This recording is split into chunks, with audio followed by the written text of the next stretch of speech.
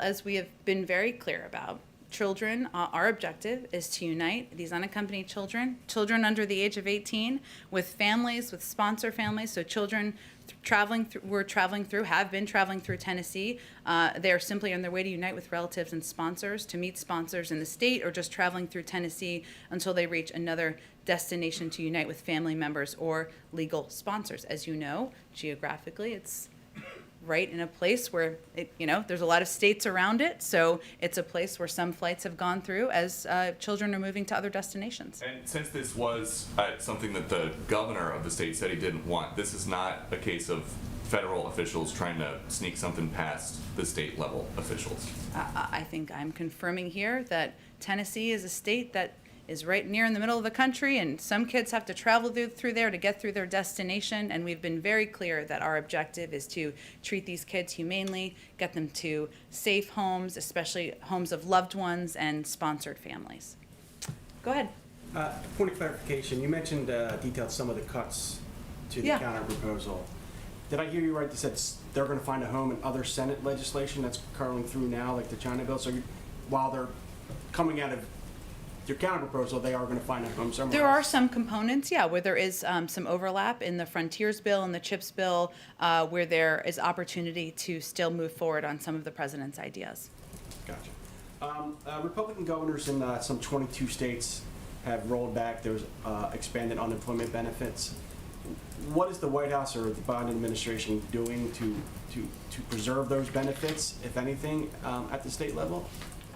Well, Jarrett, it is up to, of course, these governors to make a decision about what assistance they want to provide to the people of their states.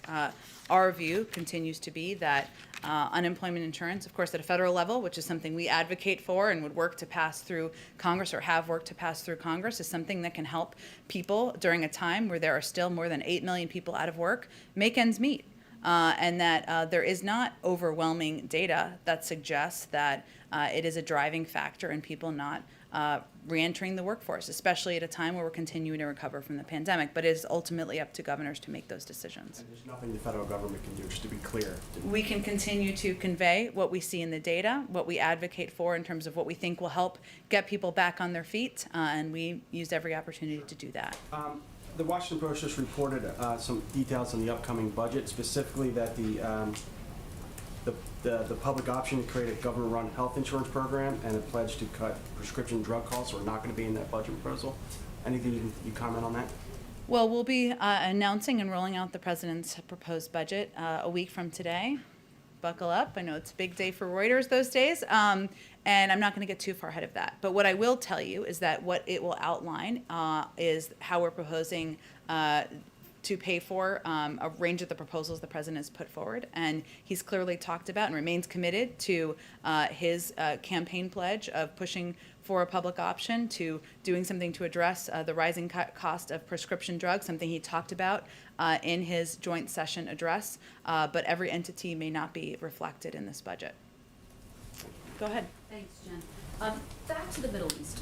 Prime Minister Netanyahu seemed to ignore President Biden's requests for a de-escalation of the violence over several days. And then a truce was struck once Egypt stepped in. So I guess the question is, why should people have confidence that President Biden will be able to work with him for a de-escalation should there be another flare-up? Through with Prime Minister Netanyahu? I would just have to say, Kristen, that I don't think that's how any of the parties involved, the Prime Minister, the Egyptian president, or this president, would characterize what happened over the last 11 days. And obviously some of this is going to remain, continue to remain behind the scenes through what was quiet diplomacy over the course of 11 days. But there's no question that the president's engagement, both with the Israeli prime minister, both with the president of Egypt, with leaders in the region, our commitment to staying disciplined and remaining focused on our overarching objective of bringing an end to the conflict as quickly as possible was contributed to the ceasefire we saw last night. Well, I guess what I'm asking about is, based on your own readouts from the White House, President Biden pressed Prime Minister Netanyahu to de-escalate the violence, and then in later phone calls urged a ceasefire. and that didn't happen until And there was a recently. ceasefire last night, and he urged for a ceasefire about 2 days in advance of that. And again, I would say that the president's objective from the beginning was to have these conversations quietly, to work in close coordination with the prime minister about how we could bring an end to the conflict, recognizing fully that at the same time there were thousands of rockets coming into cities in Israel from Hamas. And that was something the prime minister was going to work to defend. And the president said yesterday that he told Prime Minister Netanyahu he would replenish the Iron Dome Yeah. system. Did he offer that as a promise in order to reach this ceasefire? And were there any concessions made as a part of this deal? First of all, the president did that because, conveyed that because he felt that the effectiveness of the Iron Dome helped save hundreds of lives. And the president remains steadfast, of course, in his support of Israel's right to defend itself, but also believes that the effectiveness of the Iron Dome is something that we should continue to support and we will continue to support as the United States. Any concessions made? By in the order to United broker this deal States? by the United States in order to? No. Okay. Let me ask you domestically. You just said it's unlikely they will reach a deal on the George Floyd Policing Act by next Tuesday. Well, the negotiators have conveyed that. Correct, yes, they have conveyed that. What will the pressure point be if not this 1 year anniversary? How does President Biden make sure this gets done? And if you speak to civil rights groups, interest groups, they want it done this summer. Well, first of all, all of the negotiators are continuing to press forward on working to find common ground to get this done. The president wants to sign it into law. And of course, the anniversary of George Floyd's death, something that impacted the president personally and deeply as it impacted millions of Americans, was a moment to call for action, to call for forward movement. But the negotiators, by all accounts, are continuing to make progress. They're continuing to have good discussions, and that is a positive sign. So, we are not going to slow our efforts to get this done, but we can also be transparent about the fact that it's going to take a little bit more time. Sometimes that happens, and that's okay. By the summer, does the president want this done by the summer? The president wants to sign it into law as quickly as possible. To follow up on something that Mary was asking you, this counter proposal. Yeah. Can you tell us specifically about the corporate tax rate? Has there been any change to the corporate tax rate? Has it come down to 25%, something that Democrats were asking for? Well, again, our counter proposal was primarily focused on the areas of investment, as you'll see when we provide the specific details. And what I reiterated to, which is the president's bottom line about not raising taxes on people making less than $400,000 a year, encouraging the Republican ranking members and leaders to take a fresh look at the fact that many corporations can afford to pay a little bit more taxes, and so can many on the highest income. That was really what was in our counter proposal in terms of what was discussed in the meeting. I don't have a readout of that quite No change yet. yet to the corporate tax rate that you're aware of? Well, I The mean, proposal of the corporate tax I'm not a rate. mathematician, otherwise I wouldn't be here. But obviously, we proposed a package that was $500 billion less expensive. So it needs less pay-fors. But what that looks like will have to be a part of the negotiation. Go ahead. Thanks, Shannon. I'm hoping you can give us an update on international inbound travel. Wondering if the administration... I wish I could. Well, It's a very popular question. I was going to ask if the administration feels any urgency ahead of the summer high season to make any new policy moves. Well, we certainly understand the desire of many Europeans to come travel to the United States and vice versa. And people, that's part of returning to normal and part of what will make people feel good about the efforts to fight the pandemic. But we can't respond to public pressure or even emotion. We have to rely on the health and guidance, the guidance of our health and medical experts, which is exactly what we'll do. But in terms of that guidance, at this point, the CDC is saying for vaccinated individuals, they can go in and outside large crowds, small crowds, they say that vaccinated individuals can travel internationally. And they're still required to wear masks, and airline travel's a little different. And again, I'm not a doctor, but we rely on their advice, and they obviously are continuing to consider and update guidance as information becomes available. And in terms of possibly requiring, proof of vaccination for non-U.S. citizens, is there any further consideration of that that you could share? A vaccine passport? I didn't use that term. Well, you mean the same basic thing, the federal government requiring vaccines, Yes, proof some of sort vaccination. Proof of vaccination. That is not in our intended plan. Just on a different topic, on Colonel Puckett Jr. Yeah. Why was, maybe you could take us a little bit into Sure. the decision to have him be the first recipient of a Medal of Honor from the president? Well, clearly he has an incredible personal story and is part of what the president feels is one of the greatest generations in history. And he also has a great deal of support for the sacrifices he made and the incredible story we just heard the president tell at that event. And the president, I think, felt it was important to honor him, recognize him, as one of the first people, given the service that he paid to the country and, the fact that he is still a young man, but someone we want to recognize while his family can celebrate with him. Go ahead, Ann. Let me try a different version of Kristen's question on Israel. Okay. So on Wednesday, the readout of the president's call with the prime minister was pretty blunt in saying that the president had told the prime minister he expected to see a significant de-escalation that day, Wednesday. The ceasefire didn't come until more than 24 hours later, 36 hours later, 2 a.m. Friday local time.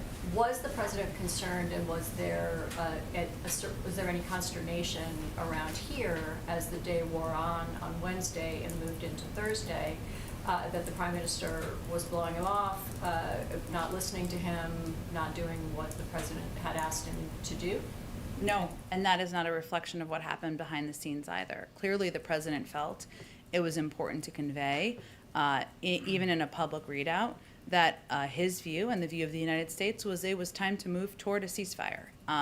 And just over 24 hours later, there was an agreed ceasefire. And that required additional conversations behind the scenes, many of which the president was involved in himself, as you well know, because we did readouts of them. It required also an agreement, as you know, Anne, from the other side, and required an agreement from Hamas that they also would engage in the ceasefire, hence the conversation the president had with President El-Sisi on Thursday, just yesterday morning. That was a factor that led to that agreement on that side. So it was the moment in the discussions and negotiations where the president felt it was important to convey that publicly. Obviously, he was careful about what he conveyed publicly, what he said publicly, what we said in readouts publicly, but it was a reflection of that. But over the last 24 to 36 hours were clearly pivotal in bringing an end to the conflict. But it's unusual for a president to throw a flag like that and to say to a foreign leader that effectively the U.S. president is setting a deadline for specific action.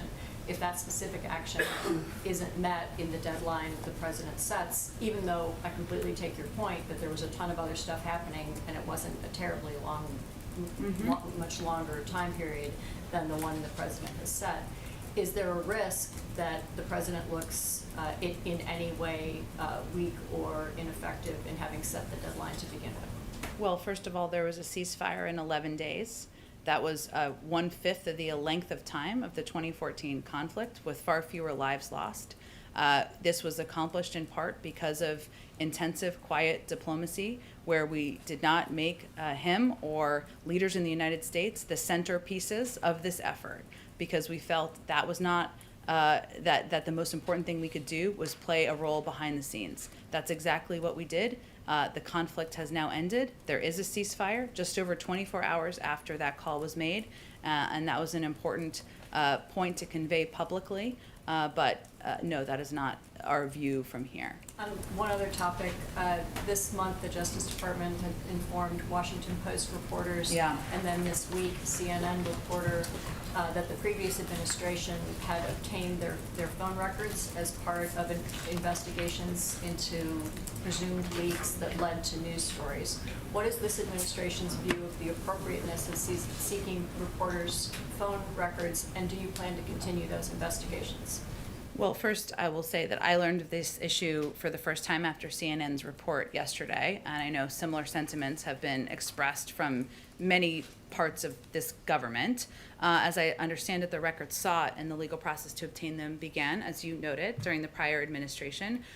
We, of course, this president is committed strongly to the rights of the freedom of press, as you have seen for decades, and to standing up for the rights of journalists. And the Justice Department conveyed yesterday that they intend to meet with reporters to hear their concerns about recent notices, and they certainly intend to use the Holder model as their model, not the model of the last several years, but really these decisions would be up to the Justice Department. Well, the Holder model included pretty significantly aggressive leak investigations. The specific question, though, is the appropriateness of seeking and seizing personal phone records from journalists.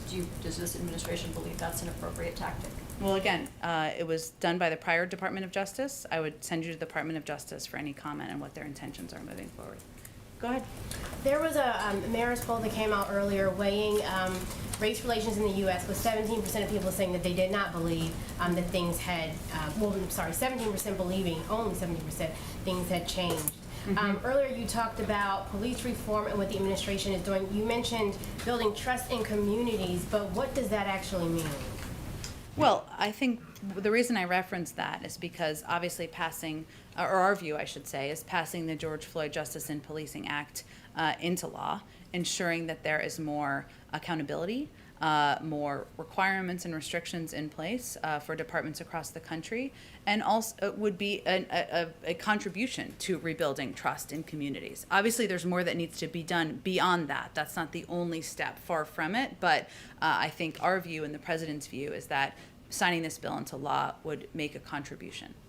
Also, what concerns, with concerns among parents about potential long-term effects on children associated that have gotten the vaccine, any type of surveillance outside of the 2-year plan that's been described by Pfizer has the administration considered to help kind of quell the concerns of parents? Just so I understand your question, you mean surveillance of the impacts on kids? Well, first I would say that the most important thing we can say, message we can convey from this administration is it's okay to have questions and concerns, and your primary care physicians and doctors are absolutely the right people to answer these questions now and a year from now and 3 years from now. And certainly there has been a great deal. The process of approving vaccines in the United States is the gold standard. We have the highest standards in the world, and our health and medical experts are confident in that. But we also know, I'm a parent, many of us are parents. Parents have questions about what this means for their kids, and that's okay, that's valid. That's one of the reasons why we are trying to fund and empower local leaders, civic leaders, medical experts, partnering with primary care physicians so that parents feel like they can ask these questions to people they trust, right, who they've been taking their kids to for years. Lastly, the Department of Agriculture today published the first notices of the funding available. And so for black farmers who've been talking about, they have felt like there's a lot of racism within that system. We know that the banks had sent a letter to Secretary Vilsack earlier pushing back on those funds being available. And many farmers took it as a threat. What is the administration prepared to do if we start to see that then banks don't offer any loans to black farmers because of that decision? Well, I know this is very much on the mind of Secretary Vilsack in terms of ensuring equity and how these funds are being distributed and delivered around the country. I'd probably have to check with the Department of Agriculture and kind of the status of this letter. I haven't been following this as closely. Go ahead in the back. On infrastructure, you mentioned some of the items removed in this Yeah. U.S. counteroffer kind of migrating to other proposals, other pending legislation. Could some of those then be included in the families plan?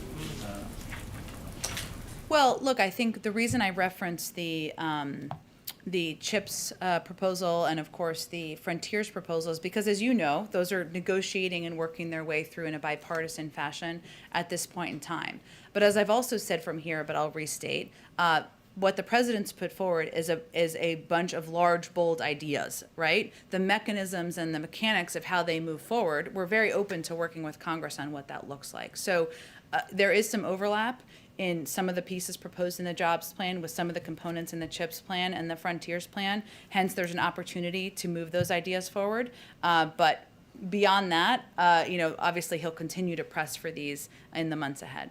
And the original proposal had pretty ambitious plans for electric vehicles. I Yeah. think you referenced this a little bit before, but a lot of GOP skepticism about some of those plans. So in the counter proposal, are you guys ratcheting back on those at all? Or? Yes, absolutely. And again, you'll see the specifics when we put out the our entire counter proposal, but certainly investments in the electric vehicle industry, charging stations, industries of the future, which in our view are going to be the backbone of communities around the country, including communities like Dearborn, where the president was earlier this week, are areas where we feel we need to continue to invest to be competitive with China and boost our workforce.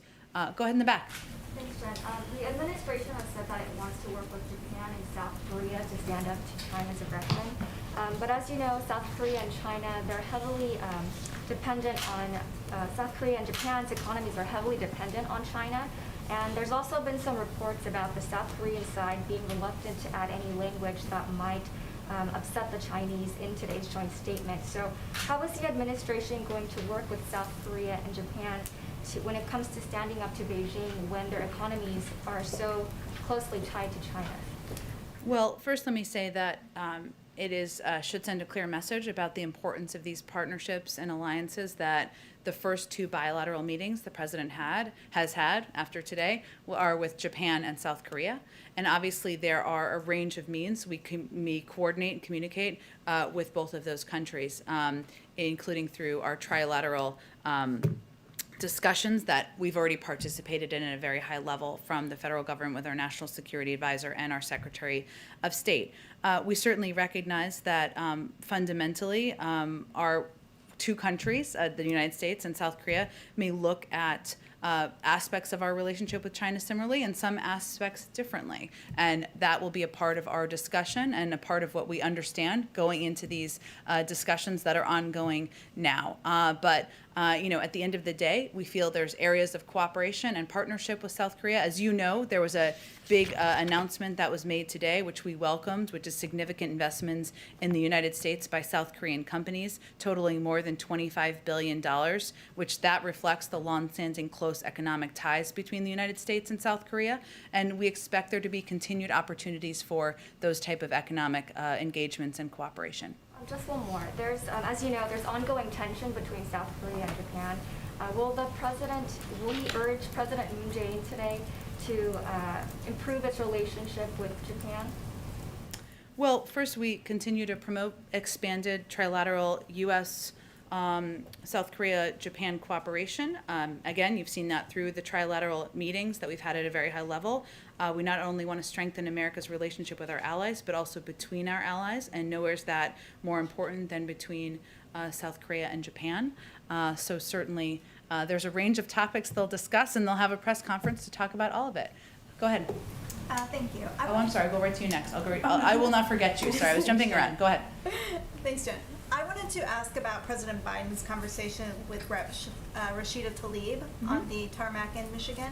What was his reaction to what she said, which was reported to be that she told him the U.S. can't continue to give the right-wing Netanyahu government billions of dollars to commit crimes against the Palestinians? Well, the president spoke about how impressed he was by Congresswoman Tlaib at the event he had after he had the conversation with her. So I think he spoke to that already. And certainly he understands that there are a range of viewpoints as it relates to the conflict in the Middle East, which we were in the heat of over the last several days. And he felt it was important to have a discussion with her on the tarmac so he could convey his point of view, certainly hear hers, and he'll look forward to continuing to engage moving forward. Go ahead. Thanks, Jen. Following up on Darlene's question about the White House being open, of course now we're all masks off, at least for the press. Yeah. But I can only speak to our experience here. It seems to be on the honor system if we're vaccinated or not. So now the White House is having these events, maskless hugging today and yesterday, and I assume kind of forthright from here. How is the White House tracking vaccinations beyond the folks who got vaccinated, God bless you, on TV like Pelosi at all? So the folks who we haven't seen vaccinated on TV, how is the White House tracking who is vaccinated and who is not vaccinated? Well, again, what the guidance provided was information so people could take steps to protect themselves, either to get vaccinated, which every American is eligible who's over the age of 12 at this point in time, or to mask up if they're not yet vaccinated. So the steps we're taking here, so that means every individual in the White House, members of the press corps, can do exactly that, either get vaccinated or wear a mask. So the honor system is really about, I don't actually even like that term because I think it's confusing. I'm not saying you're intending to do that, but the real question is how will people who are not yet vaccinated protect themselves, right? Because people who are vaccinated, what the CDC guidance is saying is that you're protected. So people who are not vaccinated, the guidance is you should wear a mask. Okay, but the White House is not going to go out of its way to necessarily verify this individual or like I've been vaccinated or not, so she's cleared to wear a mask. That's not the plan. That's of the not White the House. role we're going to play. Okay, awesome. Just wanted to Sure. clarify. And then a quick follow-up on the budget proposal coming out next Sure. week. A couple of things that were not included were very progressive ideas, like prescription drug reform and student debt relief. And you touched on this a little bit earlier, but I Yeah. just want to get clarification. A message to progressives who might feel a little bit gypped or let down that, they voted for Biden to get these specific things through in the first 100 days of the first year, and they feel like, well, maybe that's not going to be accomplished for them. So any message directed to those people? Well, first I would say, again, we'll roll out the totality of the budget. You'll have more paper and fact sheets than you know what to do with a week from today. And so I don't want to get too far ahead of that. But what is important for people to remember is that the president talked about his commitment to the lowering the cost of prescription drugs in his joint session address. He remains committed to continuing to make healthcare more affordable and more accessible for Americans.